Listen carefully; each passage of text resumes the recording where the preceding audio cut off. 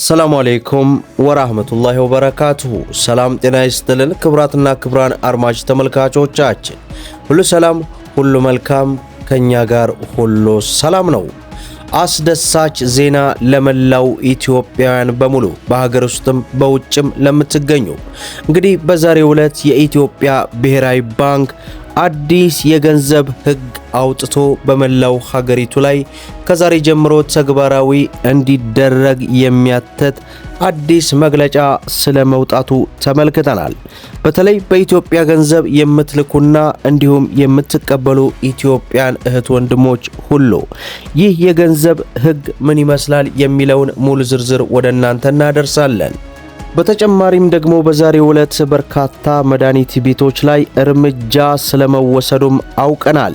ለምን የሚሉትን በዝርዝር ወደ እናንተ የምናደርስ ሲሆን በተጨማሪም ደግሞ በዛሬው ዕለት በአዲስ አበባና ሸገር ከተሞች ላይ በኤሌክትሪክ አገልግሎት ጉዳይ ዙሪያ በተመለከተ ከኤሌክትሪክ ኃይል አገልግሎት ኮርፖሬሽን በኩል የወጣ መግለጫ አለ። ይህንና መሰል መረጃዎችን ጨመር አድርገን ይዘንላችኋል። ቪዲዮአችንን ላይክ ቻናሉን ደግሞ ሰብስክራይብ እያደረጋችሁ እስከ መጨረሻው ድረስ አብራችሁን ቆዩ።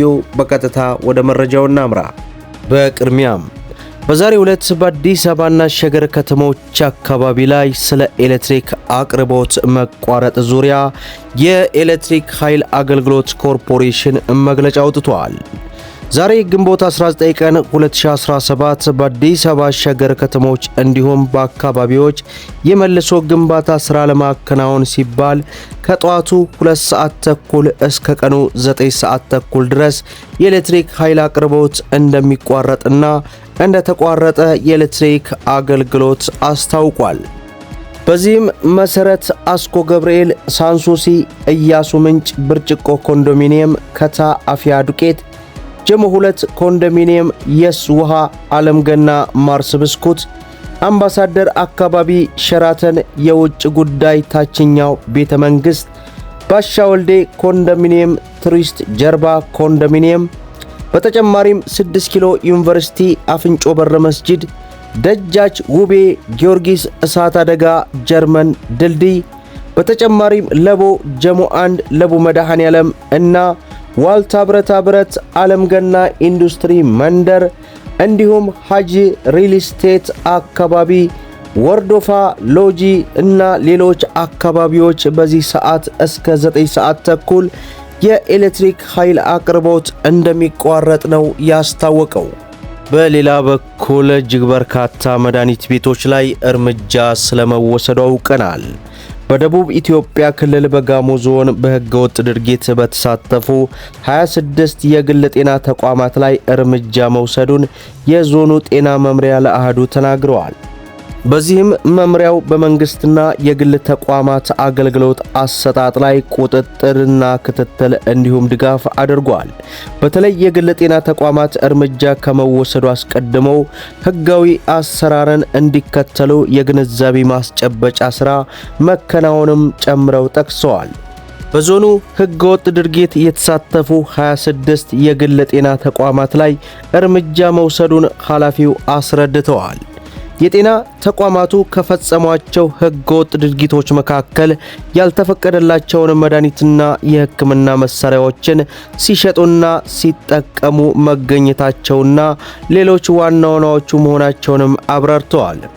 ከተወሰዱ ሕጋዊ እርምጃዎች መካከል የጤና ተቋማትን ማሸግ፣ ማስጠንቀቂያና ሌሎች እንደሚገኙበትም ኃላፊው ጠቁመዋል።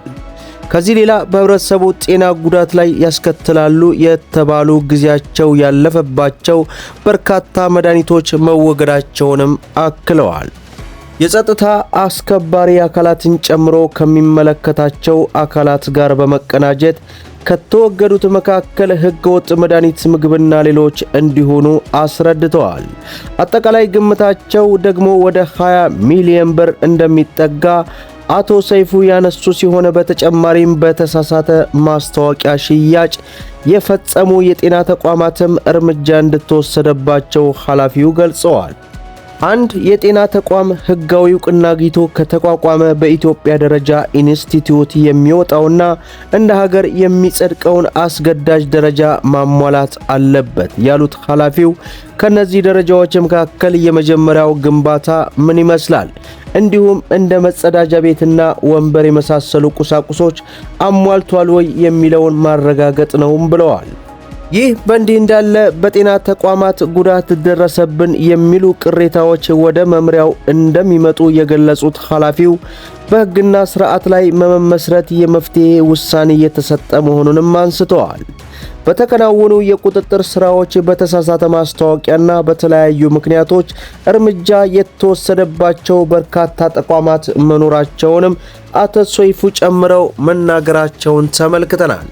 ሌላውና እጅግ በጣም አስደሳች የሆነው መረጃ በዛሬው ዕለት ከኢትዮጵያ ብሔራዊ ባንክ በኩል ወጥቷል። ይሄውም በሀገሪቱ የዲጂታል የፋይናንስ አገልግሎት የሚሰጡ ተቋማት ሁሉ በብሔራዊ ስዊች ሲስተም ውስጥ መግባት አለባቸው የሚል የኢትዮጵያ ብሔራዊ ባንክ አዲስ የገንዘብ ሕግ ይፋ አድርጓል። በመመሪያው መሰረት ከመንግስት ቴሌኮም ኦፕሬተር የክፍያ አማራጭ አቅራቢና የክፍያ ስርዓቱ ኦፕሬተር በስተቀር ማንኛውም ግለሰብ ከ40 በመቶ በላይ የሚሆነውን ፍቃድ የተሰጠ የክፍያ አማራጭ ባለድርሻ መሆን አይችልም የሚል የተሰጠ መመሪያ ቢወጣም በአዲሱ መመሪያ መሰረት አዲስ የክፍያ አማራጭ ፍቃድ ለማግኘት ከዚህ በፊት የሚያስፈልገው የ50 ሚሊዮን ብር ካፒታል ከፍ ተደርጎ 100 ሚሊዮን ብር እንዲሆን ተደርጓል። 100 ሚሊዮን ብሩ ወይንም አቻ የውጭ ሀገራት ገንዘብ እየተመሰረተ ባለው የክፍያ አማራጭ ስም በተከፈተ ዝግ የባንክ ሂሳብ መቀመጥ አለበትም ይላል። የክፍያ አማራጩ ዋና ስራ አስፈጻሚ ለመሆን በአዲሱ መመሪያ መሰረት የ7 ዓመት የሥራ ልምድ ያስፈልጋል ሲባል ከዚያ ውስጥ 3 ዓመቱ በአስተዳደራዊ ቦታ መሆን አለበትም ይላል። በተሻሻለው አዲሱ መመሪያ መሰረት በኤሌክትሮኒክስ መንገድ የሚፈጸሙ ዝውውሮችን ደህንነት ለመጠበቅ ከብር 5000 በላይ የሆኑ የገንዘብ ዝውውሮች በቱ ፋክተር አውቶንቲኬሽን ሊኖራቸው ይገባልም ይላል። የደረጃ 2 ሌቭል 2 አካውንት ባለቤቶች በቀን በአካውንታቸው መያዝ የሚችሉት የብር መጠን ከ150 ሺህ ብር እንዳይበልጥ ሲደረግ በቀን መፈጸም የሚችለው የገንዘብ ዝውውር መጠቀምን ከ300 ሺህ ብር መብለጥ እንደሌለበትም ያሳስባል። ነገር ግን ብሔራዊ ባንክ ከክፍያ አማራጩ በጽሑፍ ጥያቄ ካቀረበበት እንደ ሬሚታንስ፣ የታክስ ክፍያ፣ የነዳጅ ክፍያ፣ የአውሮፕላን ትኬትና ሌሎች አገልግሎት የተቀመጠውን የዝውውር ገደብ ሊያነሳ ይችላልም ተብሏል። በተጨማሪም የደረጃ 2 አካውንት ባለቤቶች በቀን ወደ ግለሰብ ማስተላለፍ የሚችሉት መጠን ከ75000 ብር እንዳይበልጥ ሲደረግ ከግለሰብ ወደ ነጋዴዎች የሚፈጸሙ የኤሌክትሮኒክስ አካውንት የገንዘብ ዝውውር መጠን በቀን 250,000 ብር አይበልጥምም ተብሏል።